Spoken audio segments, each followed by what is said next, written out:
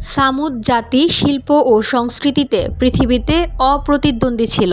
আদ জাতির পর আল্লাহ তাআলা তাদের পৃথিবীতে সবচেয়ে বেশি সমৃদ্ধি দান করেছিলেন, কিন্তু তাদের জীবনযাপনের মান যতটা উন্নতির উচ্চ শিখরে পৌঁছেছিল, মানবতা ও নৈতিকতার মান ততই নিম্নগামী হয়েছিল। একদিকে উন্মুক্ত প্রান্তরে পাথর খোদাই করে করে প্রাসাদের পর প্রাসাদ তৈরি হচ্ছিল, অন্যদিকে সমাজে পাপ কাজের প্রসার ঘটছিল। ন্যায় ইনসাফ বলে সে সমাজে কিছুই ছিল না। অন্যায় ও অবিচারে সমাজ জর্জরিত হতে থাকে।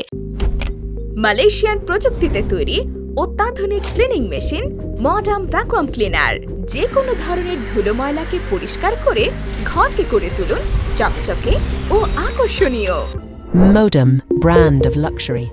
সমাজে চরিত্রহীন লোকের নেতৃত্ব প্রতিষ্ঠিত হয়। ওই সময় হযরত সালেহ আলাইহিসসালাম যে সত্যের দাওয়াত দিয়েছেন তাতে সাধারণ শ্রেণীর লোকেরাই বেশি সাড়া দিয়েছিল, কিন্তু চরিত্রহীন লোকদের নেতৃত্ব প্রতিষ্ঠিত হওয়ায় প্রবল ক্ষমতাধর সামুদ জাতি আল্লাহ তাআলার আযাবে ধ্বংস হয়েছিল। সেই আযাব থেকে আল্লাহ তাআলা হযরত সালেহ আলাইহিসসালাম ও তার সঙ্গী ঈমানদারদের রক্ষা করেছিলেন।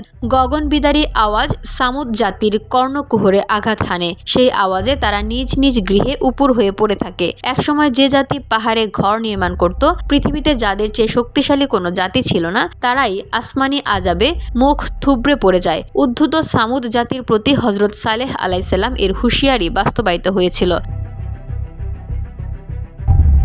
হঠাৎ একদিন প্রচণ্ড শব্দে ভূমিকম্প তাদের নাস্তানাবুদ করে ফেলে এবং বজ্রপাতের ভয়ঙ্কর শব্দে মানুষ ভীত সন্ত্রস্ত ও আতঙ্কিত হয়ে যায়।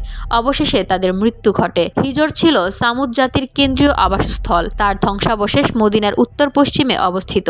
বর্তমান শহর আল উলা থেকে কয়েক মাইল ব্যবধানে তা দেখা যায়। মদিনা থেকে তাবুক যাওয়ার পথে এই স্থান প্রধান সড়কের উপরেই রয়েছে। এই উপত্যকার উপর দিয়ে কাফেলা চলাচল করত, কিন্তু রাসূল সাল্লাল্লাহু আলাইহি সাল্লামের নির্দেশ অনুযায়ী কেউ এখানে অবস্থান করে না। পবিত্র কোরআনে বর্ণিত সামুদ জাতি ও তাদের ধ্বংসাবশেষ নিয়ে গবেষণা এবং পেট্রো শহরের সাথে তাদের সম্পর্কিত ধারণাটি এক গভীর ঐতিহাসিক ও ধর্মীয় আলোচনার অংশ। সামুদ জাতি সম্পর্কে কোরআনে যে বিবরণ দেওয়া হয়েছে তা হলো, তারা পাহাড় কেটে ঘরবাড়ি নির্মাণ করত। পেট্রা শহর, যা আধুনিক জর্ডানে অবস্থিত, তার স্থাপত্য এবং ধ্বংসের ধরন সামুদ জাতির কোরআনে বর্ণিত বৈশিষ্ট্যের সাথে মিল খুঁজে পাওয়া যায়।